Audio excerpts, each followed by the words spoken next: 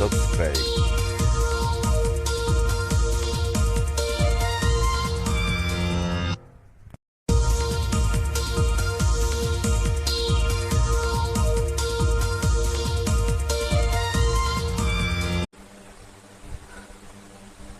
అస్సలాముఅలైకుం అందరికీ నమస్కారం. మీరు చూస్తున్నది టీడీ న్యూస్ కేఎన్ఆర్.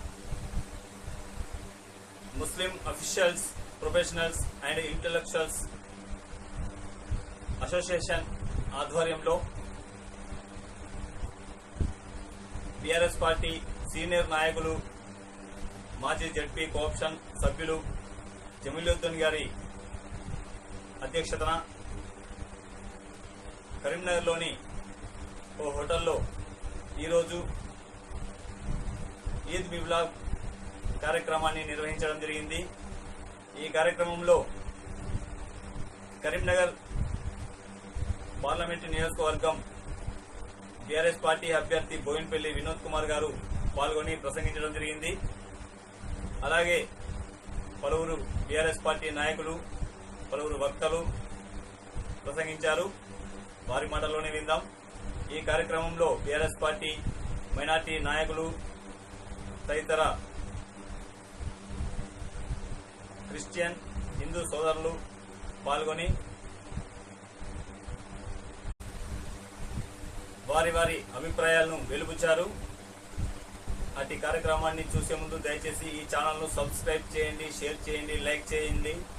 మీ సబ్స్క్రైబ్ వల్లనే ఈ ఛానల్ అభివృద్ధి దోహదపడుతుందని చెప్పి తెలియజేస్తున్నాం. దయచేసి ఈ ఛానల్ ను సబ్స్క్రైబ్ చేయండి, మాకు సహకరించండి.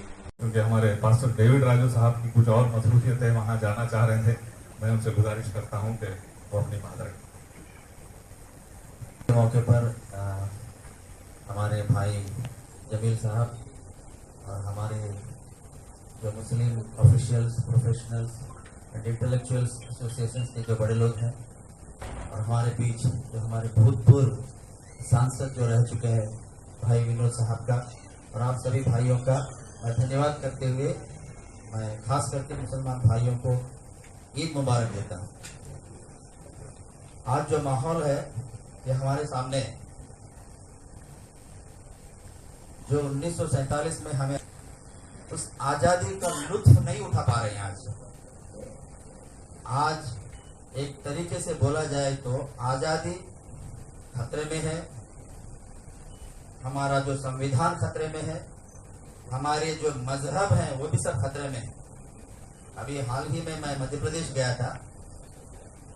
हर एक मस्जिद के ऊपर से माइक हटा दिया गया है. वहां पे मुझे ताज्जुब हुआ, कहाँ हम जा रहे हैं. आज हमारा देश किस ओर जा रहा है, ये सोच के बड़ा दुख होता है कि आज जो हम आजाद हिंद की बात हम कर रहे हैं, तो हिंदुस्तान में जो आजादी हमें मिली है, क्या सही में हम आजाद हुए हैं क्या? आप मणिपुर को लीजिए या और दूसरे राज्यों को लीजिए, कहीं भी एक डरावना सा माहौल पैदा हो गया है. हम बिना डर के आज प्रार्थना करने के लिए, जो दुआ करने के लिए उत्तर प्रदेश को लीजिए, बहुत मुश्किल है. खासकर हम पासवानों के बारे में बता दूं, अगर कोई अपने ही घर में प्रार्थना में बैठता है, प्रेयर करता है, दुआ करता है, तो उसको अरेस्ट किया जा रहा है, जेल में डाल दिया जा रहा है. कम से कम 6 महीने तक उसको बेल नहीं मिल रहा है. ये क्या है? हमारा देश किस ओर जा रहा है? तो खास करके आज अभी जो मैं क्षमा चाहता हूँ, थोड़ा मैं समय ले रहा हूँ. तो आज जो हमारे सामने जो इलेक्शंस है, ये बहुत ही खास इलेक्शंस है. सिर्फ हमारे ईसाइयों के लिए या मुसलमान भाइयों के लिए नहीं, पूरे भारत देश के लिए, पूरे हिंदुस्तान के लिए ये खास इलेक्शंस है. हमारे हिंदू भाई लोग जो इंटेलेक्चुअल्स हैं, खास करके डॉक्टर नागेश्वर साहब जो उस्मानिया यूनिवर्सिटी के प्रोफेसर हैं, वो उनका जो एक एक्सप्लेनेशन है उससे पता चलता है. खासकर जो हमारी जो मिनिस्टर के फाइनेंस मिनिस्टर, उनके पति जो हैं परकाला प्रभाकर साहब, उनका भी आप देखिए, आज हमारा देश खतरे में है. वो हमारे बाजू के दुश्मन नहीं है, हमारे दुश्मन अपने ही लोगों को तैयार किया जा रहा है आपस में लड़वाने के लिए, कत्ल करने के लिए, करवाने के लिए. ये जो माहौल है ये इतना बुरा माहौल है कि हम अपने लफ्जों से उसको बयान नहीं कर पा रहे। तो क्या कर सकते हैं हम? जैसे कि मैं पूछूं, यहाँ जो ऑफिशियल्स हैं, प्रोफेशनल्स हैं, इंटेलेक्चुअल्स हैं, बाइबल में भी ऐसा लिखा है कि ज्ञान का होना, जो इंटेलेक्चुअल होना बहुत जरूरी है। सिर्फ मजहबी होना खत्म नहीं होता है, वहां पे सोचना पड़ता है कहां तक हम कुछ कर सकें। तो आज हमारे सामने जो इलेक्शन है, हमको कुछ करना है। खास करके हमारे चर्चेस में हम दुआएं कर रहे हैं, प्रार्थना कर रहे हैं कि खुदा परमेश्वर लोगों को कम से कम दिमाग में ये पैदा करे कि हम किसको वोट दें और किस तरह आगे बढ़ें। खास करके हमारे विनोद अन्ना के साथ हमारे बीच में हमारे प्रोग्राम हुई हमारे ईसाई भाइयों के साथ। उस दिन साहब अन्ना कुछ ज्यादा बोल नहीं पाए। मैं खुश हूँ कि आज अन्ना कुछ बोलेंगे, आप लोग कुछ पूछेंगे। तो हमारे सामने अन्ना जो है वो इस काबिल है कि हम सब लोगों के लिए वो कुछ बोल सकेंगे। कल अगर वो संसद में जाएंगे वहां कुछ बोल सकते हैं। ये ऐसे नहीं है जिनको ना हिंदी आता हो ना इंग्लिश आता हो, अच्छे पढ़े लिखे हैं, ऐसे लोगों की हमको जरूरत है। तो मैं धन्यवाद देता हूं भाई जमील साहब का, जो जिन्होंने मुझे ये मौका दिया कि वो बात। अहमद मोहिउद्दीन बाबूजानी साहब से।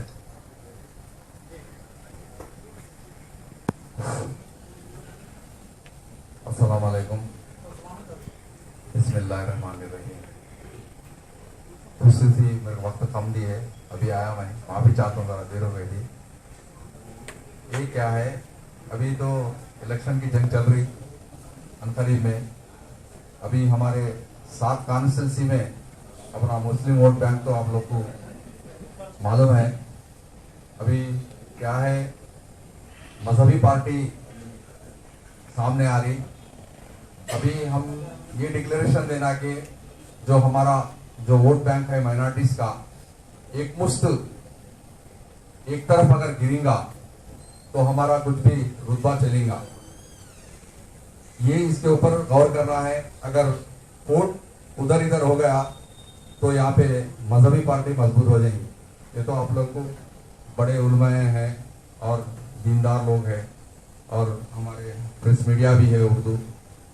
हमारी गुजारिश एक ही है, एक विनोद साहब ऐसे शख्स है, स्मार्ट सिटी लाने में मैं भी जब काउंसिल में हमारे आइडिया जब मेंबर थे, जबकि ये स्मार्ट सिटी नहीं होने वाली करीमनगर, लेकिन उनकी जो तवज्जो थी मैं अपने आंखों से देखा हूँ।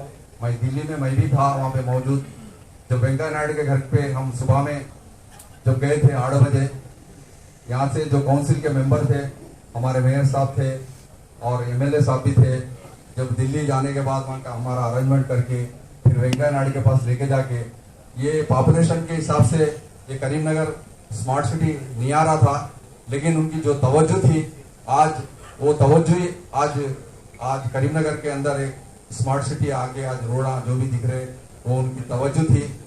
इस पे गौर करते हुए, उनकी जो अच्छाई देखते हुए आप लोग से मैं अदबान गुजारिश कर रहा हूँ कि जो अभी उन्हें एमपी को जो कॉन्टेस्ट कर रहे हैं, उनको अपन एक मुश्त, उनको अगर एक मुश्त अपने साथ कॉन्स्टिट्यूंसी के भी अगर वोट माइनॉरिटी का अगर गिरेगा तो मजबूत रहता। मैं यही गुजारिश कर रहा हूँ आप लोग से, अगर उधर इधर हो जाएंगे तो मजहबी पार्टी आने के लिए तो तैयार है। अभी सेंट्रल में भी हालात अपन देख रहे, बात जगह में मजहबी पार्टियों को, मैं रोज पेपर में 2-3 पेपर देखता हूँ। अभी जो भी मणिपुर है, जैसा कि वहाँ पे कैंडिडेट भी नहीं मिल रहे, बीजेपी को कैंडिडेट कॉन्टेस्ट के लिए कोई अभी आने के लिए भी तैयार नहीं है। और यूपी की हालत, वहाँ का जो सेंट्रल न्यूज है कि वहाँ पे 15 से 20 सीट एमपी के आने वाले हैं। ये इंडिया का दिल है यूपी, अगर यूपी में शिकस्त हुई है तो इंडिया पूरा शिकस्त हुई। ये एक तजुर्बे की बात है। वहां पे भी एक 15 से 20 सीट भी आने के मुमकिन नहीं है, बल्कि जो पेपर लिख रहे थोड़े नेशनल पेपर से। लिहाजा सेंट्रल में अगर यूपीए गवर्नमेंट आई तो इंशाल्लाह यहाँ के जितने भी टीआरएस वाले, मैं उम्मीद करता हूँ ये यूपीए गवर्नमेंट के सपोर्ट में जाएंगे बोल के। ये मजहबी पार्टियां, आज माइनॉरिटियों की क्या हालत हो रही है नेशनल लेवल में, उसके गौर करते हुए, फिर भी अल्लाह का करम है, यहाँ पे शुक्र है मौला का तेलंगाना जो केसीआर साहब एक मजबूत यहाँ पे तेलंगाना लाने के बाद माइनॉरिटियों को जो कदर दिए हैं उसको बरकरार रखना है, तो हमारे विनोद साहब को फिर एक मरतबा यहाँ से अगर करीमनगर से भेजा है तो कई बोलते मैं स्मार्ट सिटी के ऊपर उनकी तकलीफ देखा, मेरे आंखों से देखा, वहाँ पे वेंकैया नायडू के पास जाके जो समझा के करके ये जो स्मार्ट सिटी लाए, आज 1700 करोड़ रुपए जो लाए उसकी यहाँ पे तामीर हुई, वो तामीर की वजह से आज करीमनगर एक रूप रंग में दिख रहा अपना।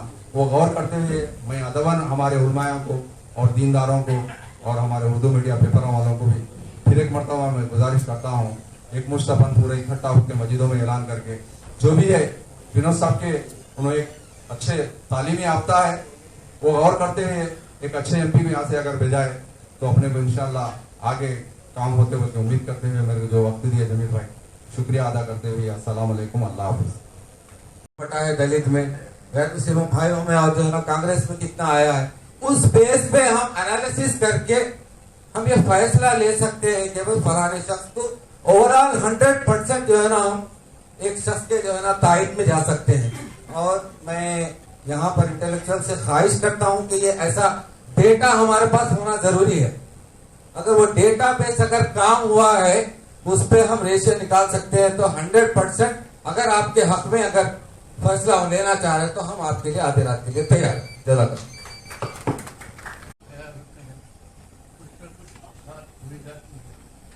देता है कि मैं कुछ न कहूँ, और मैं उम्मीद करता हूँ कि बेहतर कैंडिडेट जो हैं हमारे पुराने साथी हैं वो हमारे लिए कोई खास करेगा जो मौका दिया है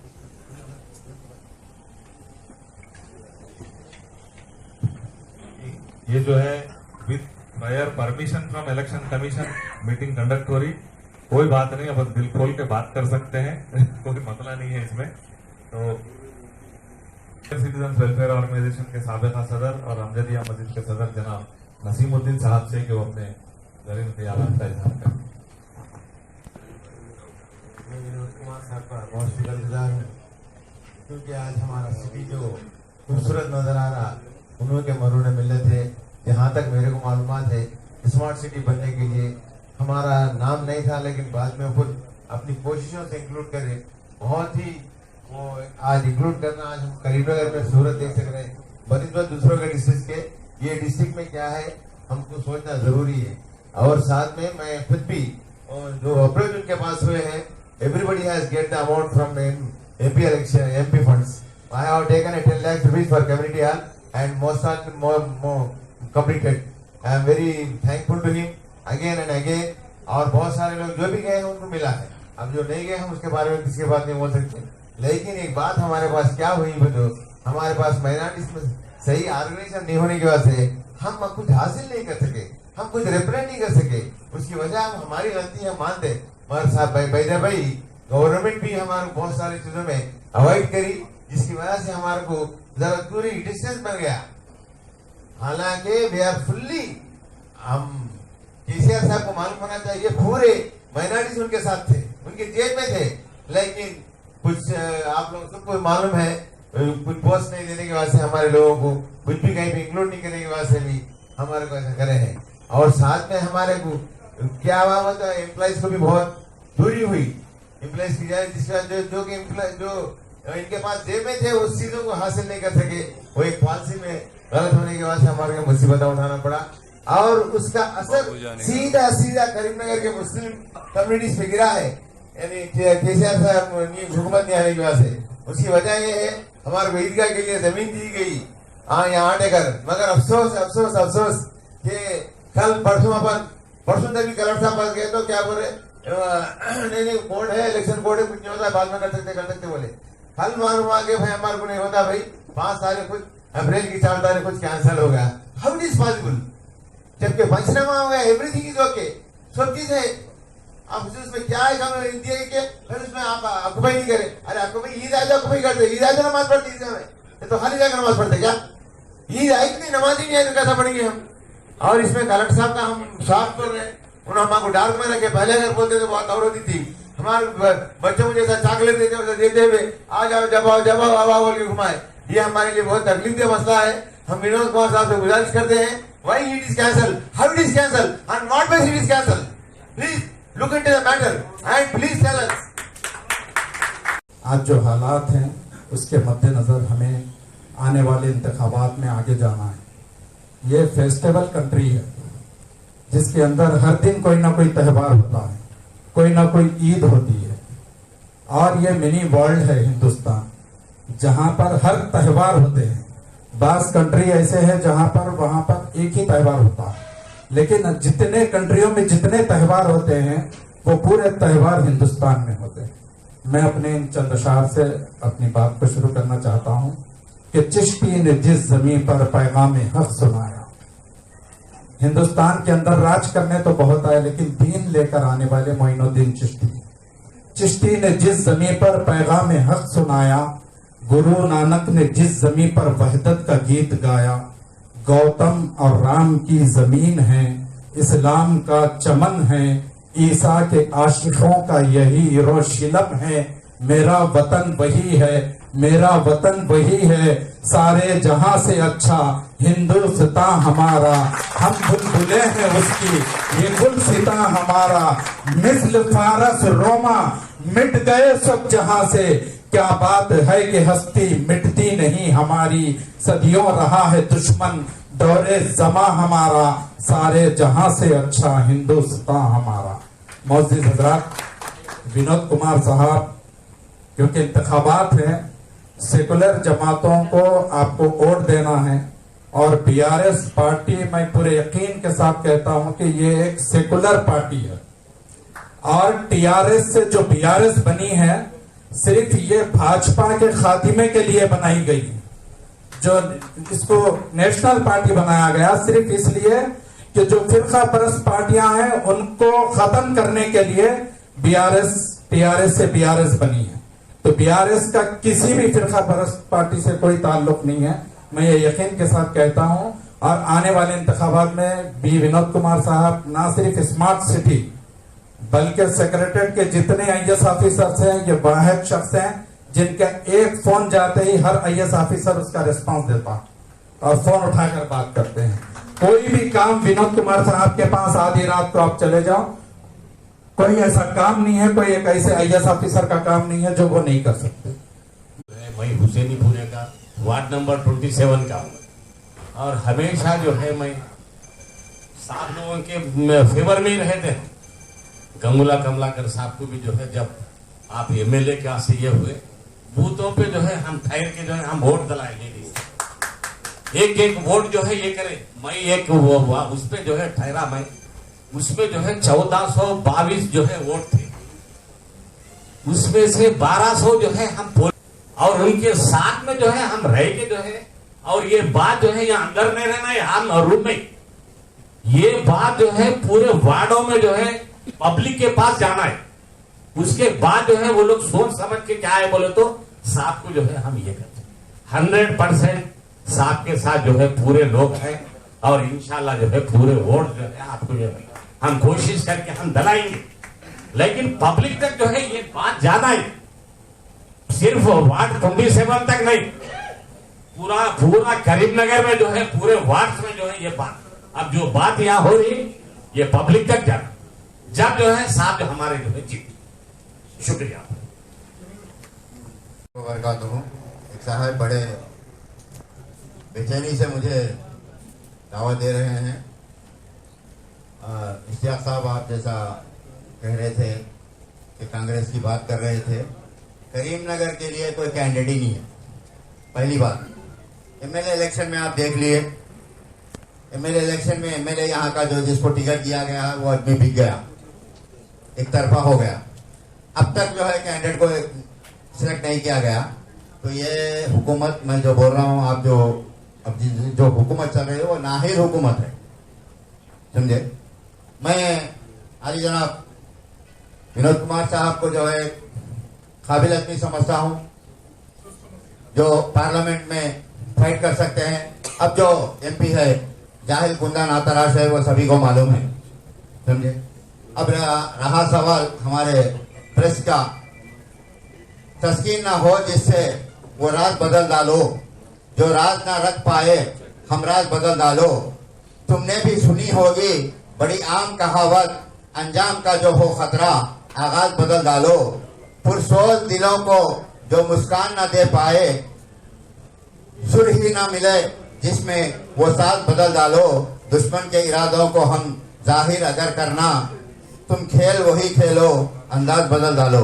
बराए मेहरबानी, अब जो इश्तियाक साहब कह रहे थे कि मोदी तो किसी सूरत में नहीं आएगा, लेकिन करीमनगर के हद तक मैं अली जनाब विनोद कुमार साहब को जो है काबिल आदमी समझता हूँ। मैं, आप हजरात क्या समझते हैं वो मुझे नहीं मालूम। मैं काबिल आदमी समझता हूँ कि एक नॉलेज है, एक लॉ करे हुए है, और उनसे जो हो सकता है वो करते हैं, और जो नहीं हो सकता है एक डायरेक्शन देते हैं कि भाई बराए मेहरबानी ये रास्ते से गुजरिए। आप बताइए, ऐसा कोई काबिल इंसान यहाँ पे करीमनगर में एमपी के लिए खड़ने के लिए वैसे इतने है ही कोई? अब बंडी संजय को हमला जीता है, बंडी संजय जीता, 5 साल हो गया, क्या करा उन्हें? आज चप्पल लेके मारने को तैयार है उसके लिए, उसको लोग समझे। कांग्रेस को कैंडिडेट नहीं मिल रहा कौन? एक ही रहा सवाल। एमपी साहब अगर जीतने के बाद हम जाके उनसे ये सवाल कर सकते, साहब हम आपको मेहनत करें, कोशिश करें, हम आपको जिताए, बराए मेहरबानी आप हमारा साथ दो। जब हम उनसे फाइट कर सकते हैं, ये आदमी जो है काबिल है, ये आदमी 4 बात सुनने के काबिल है। अगर ये बात हम दूसरे मुखालिफ पार्टी में बीजेपी के कैंडिडेट जो बंडी संजय है वहां जाए तो वहां घर पे भी नहीं आने देते तुम्हारे को, समझे। मिलादुन नबी में एक बहुत बड़ा हंगामा खड़ा कर दिया हमारे बच्चों की तरफ से, सभी जानते हैं ये हजरात, समझे। नहीं एक बात बोल रहा हूँ, इसका कोई मैं माफी चाहता हूँ मैं आपके।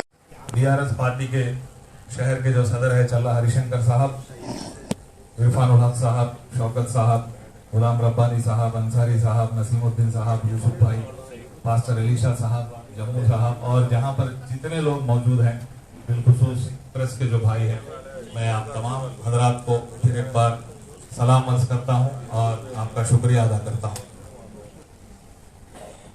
क्योंकि मैं एक 10 मिनट टाइम लेना चाह रहा हूँ। आज का जो माहौल है मुल्क भर का, जिसमें तेलंगाना भी आता है, इस माहौल को लेकर तमाम ही लोग जितने इस मुल्क से मोहब्बत करते हैं फिक्रमंद है कि भाई हमारा मुल्क आखिर जा किधर रहा है। शुरुआत के जो मुखर्रिर थे हमारे पास्टर डेविड राजू साहब, उनसे लेकर आखिरी जो बात करें वहां तक भी एक ही फिक्र है कि भाई ये मुल्क के हालात क्या है, मुल्क का मामला क्या है। यहाँ तक कहा जा रहा है कि मुल्क के लिए आखिरी इलेक्शन होगा, फिर इसके बाद कोई इलेक्शन नहीं होगा, बल्कि डिक्टेटरशिप आ जाएगी या कुछ आ जाएगी। और ये सभी लोगों के दिमाग में बात है, जितने लोग ये फिक्र कर रहे हैं कि इसकी जिम्मेदार सिर्फ एक पार्टी है जो फिल वक्त हुकूमत में है, और वो पार्टी जो है पार्लियामेंट्री टाइप ऑफ डेमोक्रेसी को खत्म करना चाह रही और कोई और डिक्टेटरशिप की तरफ ले जाना उनका मंसूबा है। तरह तरह के वीडियोस भी आ रहे हैं, हम तमाम लोग सोशल मीडिया में देख रहे हैं। ये तो सब लोग फिक्र का इजहार करें, मगर इसके लिए हमारे पास इसका काउंटर क्या है, हमको करना क्या चाहिए। फिक्र तो सब कर रहे हैं, उसका जवाब एक चीज क्या है, मुल्क भर में जो कैंपेन चल रहा कांग्रेस पार्टी की तरफ से, ये दिखाया जा रहा, ये प्रोजेक्ट किया जा रहा कि बीजेपी का मुतबादिल सिर्फ कांग्रेस है। इसके ऊपर मैं भी अपनी सतह पे थोड़ा गौर फिक्र करने की कोशिश करा कि क्या वाकई सच है कि बीजेपी का काउंटर सिर्फ कांग्रेस है या कोई और है। मैं गुज़िश्ता 2 इलेक्शन स्टडी किया, 2014 और 2019। ये दोनों इलेक्शन के जो नताइज थे, इनको स्टडी करने के बाद में मेरे जहन में मोटी मोटी बात आई। आपको पूरा डाटा तो अभी नहीं दे सकता, वक्त की तंगी है। जहां जहां जिन जिन रियासतों में इलाकाई जमातें यानी कि रीजनल पार्टीज है, वो रीजनल पार्टी सिर्फ बीजेपी को रोक रहे, बीजेपी का मुतबादिल है, बीजेपी से मुकाबला कर रहे। जहां पर रीजनल पार्टीज नहीं है, मिसाल के तौर पे गुजरात कोई रीजनल पार्टी नहीं है और कांग्रेस जो है वहां बिल्कुल हथियार डाल चुकी है, बीजेपी का मुकाबला नहीं कर सके। अभी मध्य प्रदेश की बात कर रहे थे हमारे पास्टर साहब, मध्य प्रदेश में कोई रीजनल पार्टी नहीं, राजस्थान में कोई रीजनल पार्टी नहीं है। आप गौर करते चलिए, मैं नाम गिनाते चलता हूं वक्त की तंगी की वजह से। दिल्ली में अगर बीजेपी को कोई पार्टी रोकी हुई है तो वो आम आदमी पार्टी, पंजाब में अगर बीजेपी को कोई पार्टी रोकी हुई है तो वो आम आदमी पार्टी है। बंगाल में अगर बीजेपी को रोकी हुई है तो वो ममता बनर्जी है। यूपी में मुकाबला कर रहे तो समाजवादी पार्टी आपके मुलायम सिंह यादव का बेटा मुकाबला कर रहा। बिहार में अगर कोई रोके हुए हैं तो वो राष्ट्रीय जनता दल रोकी हुई है, लालू साहब का बेटा रोका हुआ है। वहां से आप उड़ीसा आ जाइए, उड़ीसा में बीजू जनता दल बीजेपी को रोकी हुई है। आप तेलंगाना आ जाइए, तेलंगाना में बीआरएस रोकी हुई है। आंध्रा चले जाइए, वाईएसआरसीपी बीजेपी को रोकी हुई है। तेलंगाना, आप तमिलनाडु चले जाइए, वहां पे डीएमके और एआईडीएमके रोकी हुई है। केरला चले जाइए, वहां पे कम्युनिस्ट पार्टी रोकी हुई है कांग्रेस को। जहां जहां रीजनल पार्टीज नहीं है वहां कांग्रेस मुकाबला नहीं कर सक रही बीजेपी का। सिर्फ ये कैंपेन चलाया जा रहा है और खासकर माइनॉरिटीज में कैंपेन चलाया जा रहा है कि बीजेपी का मुतबादिल कांग्रेस है, जो कि बिल्कुल डाटा से हटके। आप गौर करके देखिए अगर मेरी बात गलत है। और गुज़िश्ता इलेक्शन में जिन जिन सीटों पर फेस टू फेस मुकाबला हुआ बीजेपी और कांग्रेस का, वो भी डाटा आप निकाल देख सकते हैं। आपके हाथ में सेलफोन है, गूगल पे सर्च करके देखिए।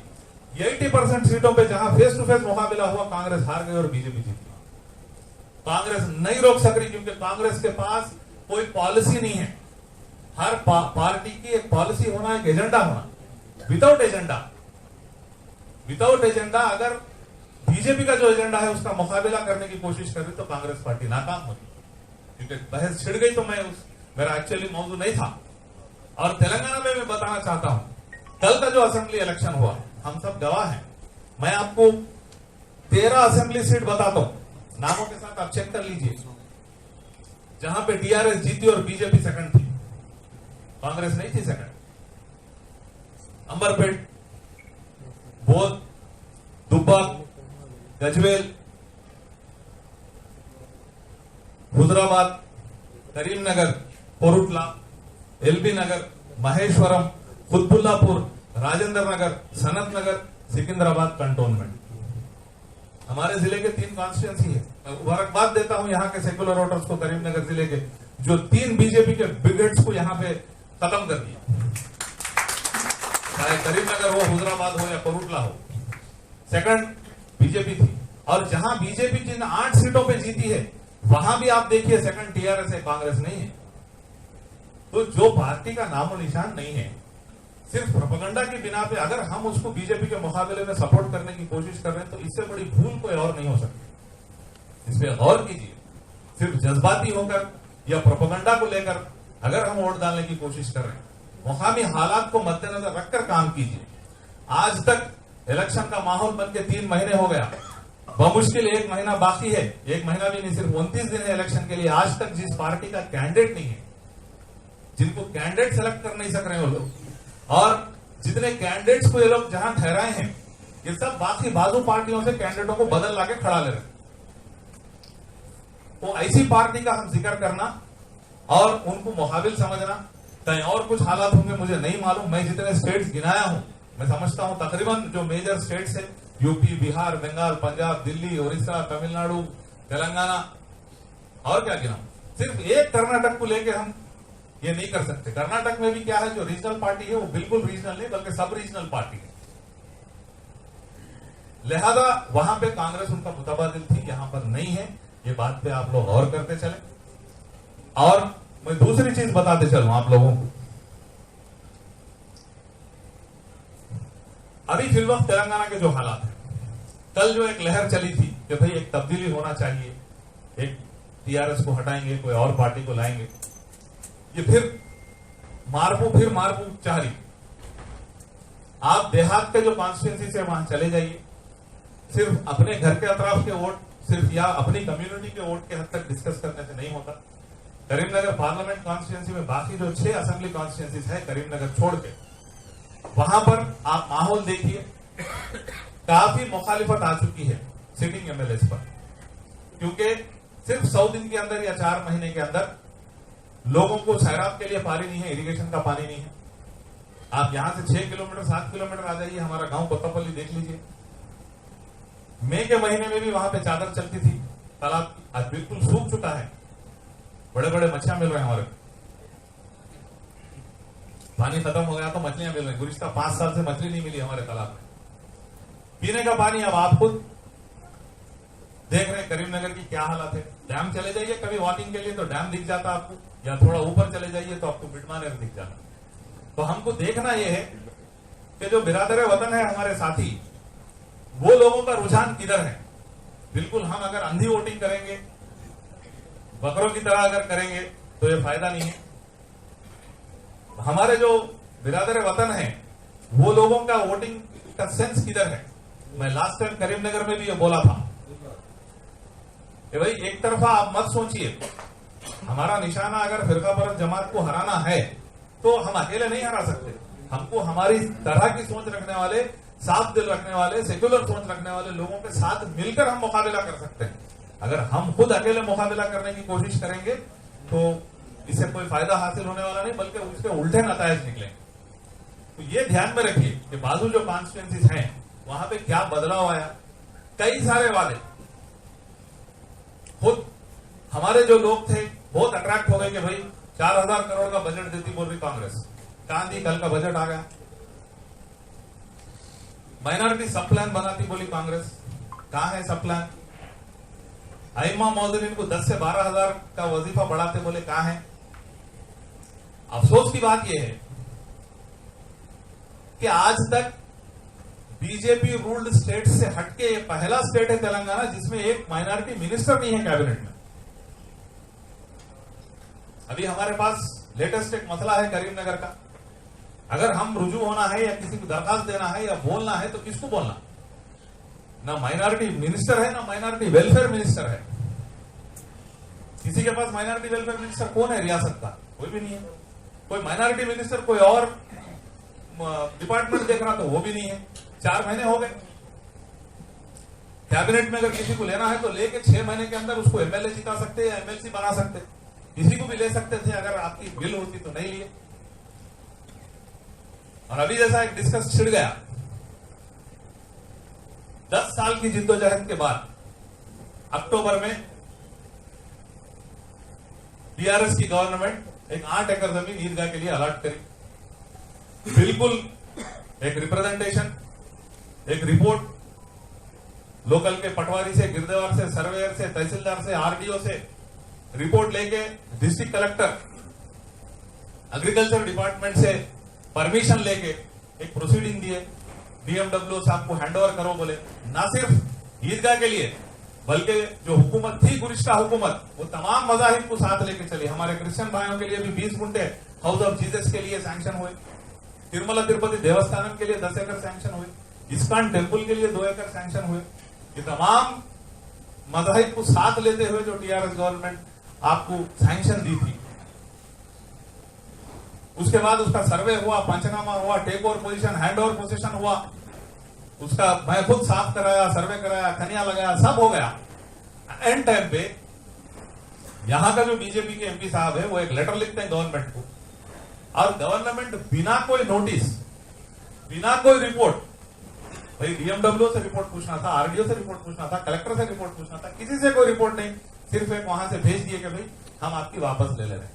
इसका मुख्तसर यह है कि करीमनगर के हल्के की हद तक, बाकी और दूसरे हल्कों का भी डाटा है, मगर करीमनगर की हद तक गुरिश्ता इलेक्शन में भी करीमनगर और निजामाबाद 2 हल्कों में जिसको हम सेकुलर समझ रहे हैं कांग्रेस पार्टी, भले ही वो सेंट्रल में क्या है मुझे नहीं मालूम, मगर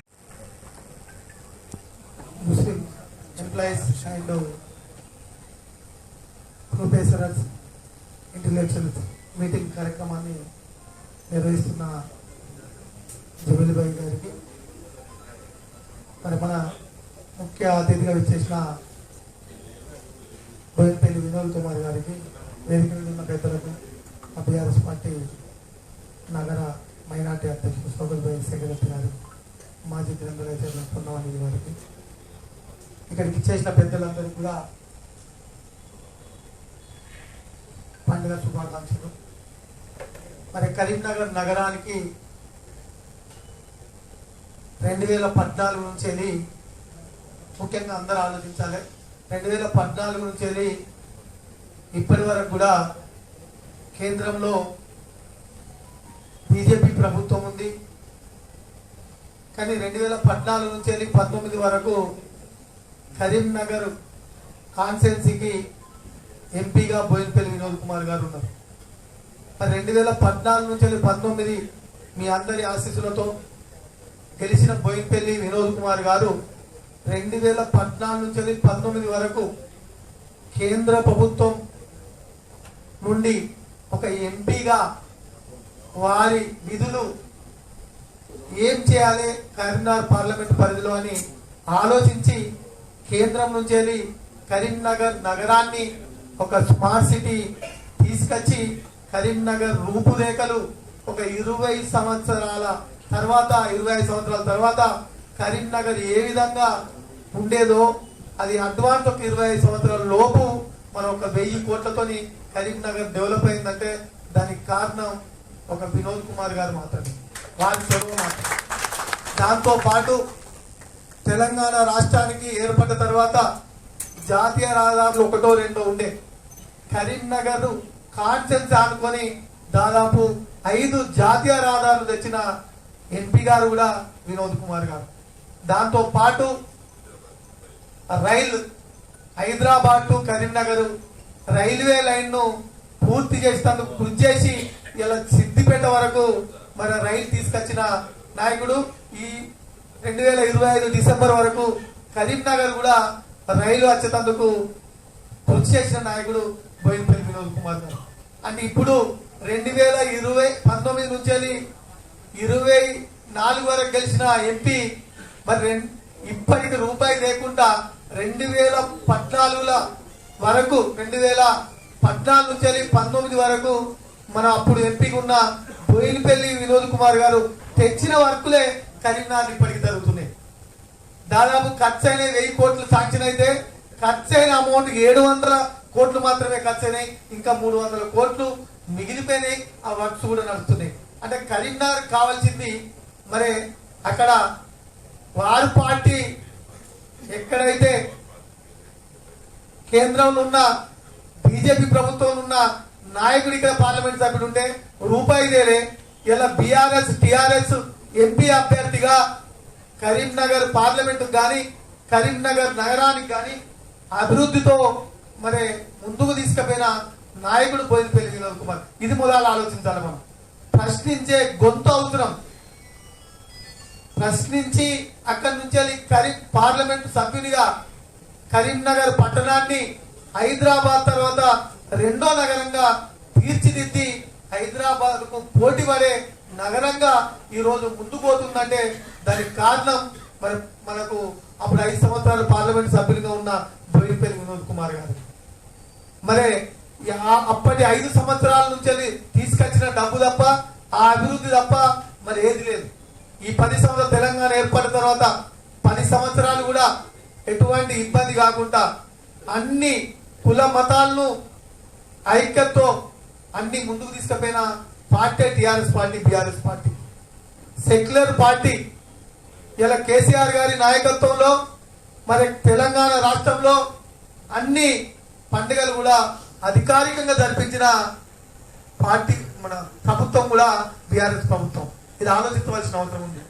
అందరం కలిసిమెలిసి ఒక ప్రశాంతమైన వాతావరణంలో కరీంనగర్ ఉన్నదంటే దానికి కారణం బీఆర్ఎస్ పార్టీ, బీఆర్ఎస్ ప్రభుత్వం. ఇక్కడికి మనకు కావాల్సింది బోయినపల్లి వినోద్ కుమార్ అసొంటి నాయకుడు కరీంనగర్ పార్లమెంటుకు పరిధిలో మరి పార్లమెంట్ సభ్యుడిగా ఉంటే మాత్రమే కేంద్రం ఎవరు ఉండని అక్కడ ఏ ప్రభుత్వం కేంద్రంలో ఉన్న ఆ ప్రభుత్వాన్ని అక్కడి మంత్రులను ఒప్పించి మనకు కావలసిన వసతులు ఒక పార్లమెంటు సభ్యునిగా తీర్చే దమ్మున్న నాయకుడు మన బోయినపల్లి వినోద్ కుమార్ గారు. మనం ఓటేసే నాయకుడు ఈ పార్లమెంటు పరిధిలో వారి అభివృద్ధిలో కానీ మన ప్రజల అవసరాలు తెలుసుకొని కేంద్రం నుంచి నిధులు తీసుకొచ్చి అభివృద్ధిని ఆకాంక్షించే నాయకుడు అవసరం. కానీ మరి భక్త అబద్ధాలు మాట్లాడి కులాల పేరు మీద మతాల పేరు మీద చిచ్చులు పెట్టుకుంటూ ముందుకు పోయే వాతావరణం తీసుకొచ్చే వ్యక్తుల కన్నా ఎక్కువ మనమందరం ఈ పట్టణాన్ని కానీ నగరాన్ని కానీ రాష్ట్రాన్ని కానీ దేశంతో పోటీ పడే అవసరం ఉంది. ఎందుకంటే ఇలా ఇక్కడికి వచ్చిన వాళ్ళు కూడా విద్యావంతులు విద్యావేత్తలు కాబట్టి మీరందరూ ఆలోచించి మీరు 10 మందికి చెప్పవలసిన అవసరం ఉందని తెలియజేస్తూ కరీంనగర్ నగరాన్ని అన్ని రంగాల్లో ముందుకు తీసుకుపోవాలంటే ఒక బోయినపల్లి వినోద్ కుమార్ గారి నుంచే అవుతుంది. మొన్న గెలిచిన మీ అందరి ఆశీస్సులతో ఎమ్మెల్యే గంగ్ల కమలాకర్ గారిని గెలిపించారు. ఇక్కడ రాష్ట్ర నిధులు మరి గంగ్ల కమలాకర్ గారు, ఎంపీగా బోయినపల్లి వినోద్ కుమార్ గారు 14 నుంచి 19 వరకు కష్టపడి చాలా డెవలప్ చేసిన కరీంనగర్ నగరాన్ని. కాబట్టి ఇక వచ్చే 2024 నుంచి ముందు కూడా డెవలప్ కావాలంటే ఒక ఎమ్మెల్యే గారికి తోడుగా మనం బీఆర్ఎస్ పార్టీ అభ్యర్థి అయిన బోయినపల్లి వినోద్ కుమార్ గారికి ఎంపీగా పంపించేందుకు మీ అందరి సహకారం ఉండాలి. మరి మీరందరూ కూడా ఇంకా మీరందరూ ఇక్కడికి వచ్చిన వాళ్ళు కూడా గొప్ప మేధావులు, అందరు విద్యావంతులు. కాబట్టి మీరు ఆలోచించి మనం తీసుకోవాల్సిన అవసరం ఉందని తెలియజేస్తూ మరి ఈ అవకాశం ఇచ్చిన జమీల్ భాయ్ గారికి కృతజ్ఞత తెలియజేస్తున్నాను. థ్యాంక్ యూ అన్న.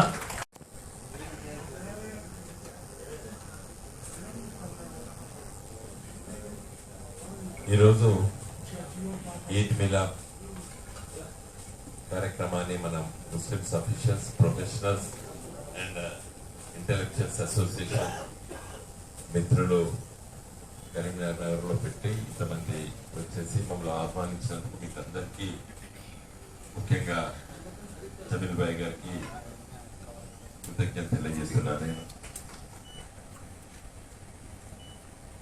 ఉర్దూలో మాట్లాడచ్చు కానీ చాలా ప్రశ్నలు అడిగి ఎందుకంటే తెలుగులో చెప్తాను. ఎందుకంటే దాంట్లో మిస్నామర్లో అటు ఇటు మిస్టేక్స్ అయితే బాగుండదు. కాబట్టి చాలా విషయాలు నేను పార్లమెంట్ అభ్యర్థిగా మీ ముందు మాట్లాడాల్సిన అవసరం ఉంది. కాబట్టి ఈ సమావేశాల్లో పెద్దలు చాలా మంది మంచి ప్రశ్నలు అడిగారు, మంచి సూచనలు చేశారు, మంచిగా కొన్ని విషయాలు కూడా ప్రస్తావించడం జరిగింది. అందరం కూడా విన్నా. సమయం తక్కువ ఉంది కాబట్టి మనం మాట్లాడే విషయాలపైన మనము స్పందించాలి. కాబట్టి నేను 2-3 విషయాలపైన చెప్పదలుచుకున్నాను. కరీంనగర్ నగరము ఒక మహానగరం. ఇక్కడ ఇంటెలెక్చువల్స్ ఉన్నారు కాబట్టి చెప్తున్నాను. నేను పుట్టింది ఇక్కడ, మా అమ్మ తల్లి గారు ఇక్కడ ప్రభుత్వ ఆసుపత్రిలో. కొంతమంది నన్ను నాన్ లోకల్ అని చెప్పేటువంటి రాజకీయ నాయకులు పుట్టక ముందు నేను పుట్టినా, వాళ్ళు పుట్టక ముందు కరీంనగర్ వాళ్ళు పుట్టక ముందు కరీంనగర్ పాలు నీళ్ళు ఆయన, వాళ్ళు పుట్టక ముందు కరీంనగర్ నీళ్ళు ఆయన. ఎందుకంటే మా తల్లి గారు ఇక్కడ పెరిగింది, పుట్టింది. మా అమ్మగారి ఇది, మా తల్లి గారిది వరంగల్. నేను మొదటిసారి 2004 అంటే 20 ఏళ్ల కింద ఎంపీగా గెలిచినప్పుడు పత్రికా విలేకరులు నా దగ్గరకు వచ్చి అడిగారు ఎట్లా స్పందిస్తున్నారని. నేను చెప్పిన నా పుట్టుక కారణము మా తండ్రి, మా తల్లి. నా పుట్టుక కారణం నా తల్లి, నా తండ్రి. నేను ఎంత సంతోషం ఉందంటే, నేను మొదటిసారి ఎంపీ అయినా హనుమకొండ పార్లమెంట్ సీట్ లో वरंगल जिला ఉంది, కరీంనగర్ జిల్లా ఉంది. जो मैं पहले था ना करीमनगर हनुमकोंडा पार्लियामेंट सीट, मानकोंडूर तक था वो हनुमकोंडा एमपी सीट. सब अपना कमलापुर कॉन्स्टिट्यूंसी, कमलापुर, जमीकुंटा, वेरुवंका, मानकोंडूर तक था, शेखरपेट. సో నా పుట్టుక కారణం ఇద్దరు, తల్లి తండ్రి. నేను ఫస్ట్ పార్లమెంట్ సీటు 2 జిల్లాలను, అవే జిల్లాలు ప్రాతినిధ్యం వహిస్తుందని చెప్తాను. నన్ను ఎవరెవరు అడగడానికి. కాబట్టి అదొక విషయం. అది ఇక్కడ ప్రస్తావించకుండా నేను చెప్పదలుచుకున్నాను కూడా చెప్పాను, ఎందుకంటే చర్చ పెడుతున్నాను. నేను 2009లో పోటీ చేసిన, ఓడిపోయినా. 2014లో గెలిచిన, 2019లో ఓడిపోయినా. మళ్ళీ ఇప్పుడు మళ్ళీ పోటీ చేస్తున్నా. మళ్ళీ నేను రోడ్లు, జాతీయ రహదారి రోడ్లు, రైల్వే లైన్, స్మార్ట్ సిటీ, ఇవన్నీ మీకు తెలుసు. మా మిత్రులు, మా పార్టీ అధ్యక్షులు చెప్పారు. అది ఉత్తగా రాలేదు. ప్రజల సమస్యలు పరిష్కరించాలంటే తపన ఉంటేనే పరిష్కరించబడే సమస్యలు. కరీంనగర్ నగరానికి స్మార్ట్ సిటీ అర్హత లేదు. ఒక ఎంబీబీఎస్ సీట్ కావాలన్నా, ఇంజనీరింగ్ సీట్ కావాలా, ఇంటర్మీడియట్ ఎన్ని మార్కులు రావాలి, ఇసకపై 50% आना, वो इंटरमीडिएट में 50% आना, जब भी हम एंट्रेंस लिख सकते। जैसा वो अपना करीमनगर स्मार्ट सिटी के लिए 10 लाख पॉपुलेशन इज कंपल्सरी, मगर माई दिल्ली में इधर इधर फिर के वो वेंकैया नायडू साहब था, वो जब मिनिस्टर था, वो मिनिस्टर ऑफ अर्बन डेवलपमेंट का, और सेक्रेटरी रेड्डी सुब्रमण्यम था, वो दूसरा था अपना तेलुगु वाला। వీళ్ళందరి దగ్గర తిరిగి తిరిగి తిరిగి తిరిగి దాని ఒక 2-3 లీగల్ పాయింట్స్ ఉంటే వాళ్ళను ఇబ్బంది పెట్టి, ఫ్రాంక్లీ స్పీకింగ్, తమిళనాడుకు 5 ఇచ్చారు, కర్ణాటకకి 4 ఇచ్చారు, ఆంధ్రప్రదేశ్కు 3 ఇచ్చారు, 4 ఇచ్చారు. మన పాపులేషన్ ప్రకారం మనం 3 రావాలి. 0.2% मैथमेटिक्स में आपको मालूम है ना, पॉइंट के बाद 5 కంటే తక్కువ ఉంటే ఇట్లా వస్తుంది. 0.5 కంటే ఎక్కువ పోతే you should round it off to the upper figure. So నేను మ్యాథమెటిక్స్ లెక్క తీసి పరేషాన్ చేస్తే, అరే ఇసే ఎవరైనా నేను మొత్తం సుప్రీంకోర్టులో కేసు వేస్తా, మొత్తం స్మార్ట్ సిటీలు ఆపుతా అని చెప్పిన. అప్పుడు వాళ్ళు నాకు కోపం వచ్చింది, కొత్తగా రాలేదు. చాలా వెంకయ్యనాయుడు గారు కూడా కొంచెం హెల్ప్ చేశారు, మనం తీసుకొచ్చుకున్నాం. 1000 కోట్లు వచ్చినాయి. ఇప్పటి వరకు ఎంత ఖర్చు పెట్టారు తెలుసా? ఒక 500 మాత్రమే ఖర్చు పెట్టారు, ఇంకా 200 అట్లా డిస్టర్బ్ చేయరు. ఇప్పుడు పనులు అవుతున్నాయి, ఇంకా 300 కోట్ల రూపాయలు ఇప్పటి వరకు పనులు కాలేదు, అంటే మొదలు పెట్టలేదు. కేబుల్ బ్రిడ్జ్ తీసుకొచ్చినాం, रिवर फ्रंट ఇప్పుడు పనులు అవుతున్నాయా? మీరు अलगनूर ब्रिज से देखो क्या हो रहा है उधर, एक लारी भी नहीं, एक कोई भी काम नहीं कर रहे, खत्म हो गया कांग्रेस पार्टी आने के बाद. रिवर फ्रंट పనులు అవుతున్నాయా? మొత్తం ఆపేసారు. అంటే పని చేసేవాడు. ఇప్పుడు మా గంగుల కమలాకర్ గారు ఎమ్మెల్యే గెలిచారు, ఎవడింటే అంటే ఎవడు ఇంటలేడు. కొన్న ప్రభావం చెల్ ఆపేరు రా అన్నాడు, ఆపేసారు రివర్ ఫ్రంట్ పనులు. కాబట్టి మేము టిఆర్ఎస్ పార్టీ గెలిచిన వాళ్ళం, మాకు కేవలము మా ఫిలాసఫీ. ఒకసారి టైమ్స్ నౌ టీవీ ఛానల్ అడిగింది, వాట్ ఈస్ యువర్ ఐడియాలజీ? ఇప్పుడు వారు అడిగింది కదా, ఇసుకబాయ్ అడిగారు, బీజేపీయా కాంగ్రెసా? ఓ ఆ ప్రశ్ననే irrelevant question. This is my argument.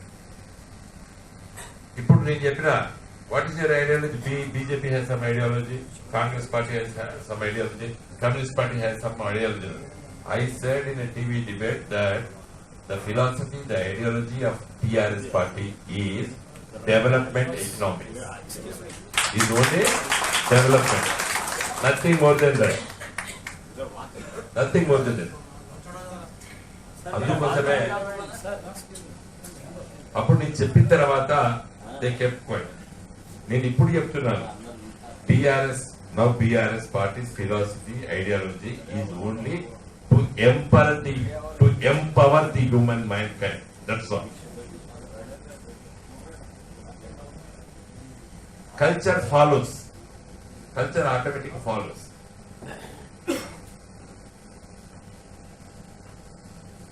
This can be debated in some other forum later on after our elections. We can discuss on this point. ఈ రోజు కరీంనగర్ కి రైల్వే లైన్ కావాలని పాపం 60 years బ్యాక్ అడిగిన మన ఎంపీలు, కరీంనగర్ ఎంపీలు రమాపతిరావు గారు, అంతకుముందు బద్దం ఎల్లారెడ్డి గారు, చొక్కారావు గారు, ఎం సత్యనారాయణరావు గారు 1972 పార్లమెంట్ క్వశ్చన్ అడిగారు.